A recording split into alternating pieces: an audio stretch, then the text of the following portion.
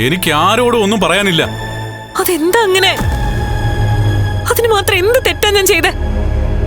തെറ്റ് ചെയ്ത ഞാനാ.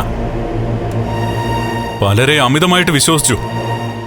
അവിടെ എനിക്ക് പാളിപ്പോയി. കണ്ണേട്ട, ജീവിതത്തിൽ ഒരുപാട് ദുഃഖങ്ങളും ദുരിതങ്ങളും എനിക്കുണ്ടായിട്ടുണ്ട്. അതൊക്കെ പുഞ്ചിരിയോടെ ഞാൻ നേരിട്ടു.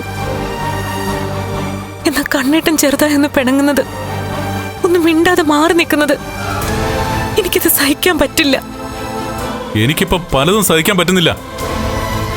അതുകൊണ്ട് ദയവ് ചെയ്ത് താനിപ്പോ എന്റെ മുമ്പിൽ നിന്ന് മാറിപ്പോണം.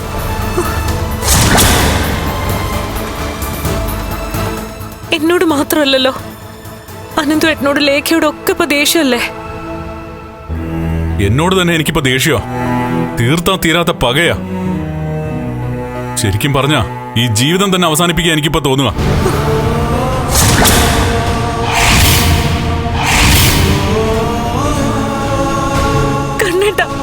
കണ്ണേട്ടൻ എന്തൊക്കെയാ പറയുന്നേ?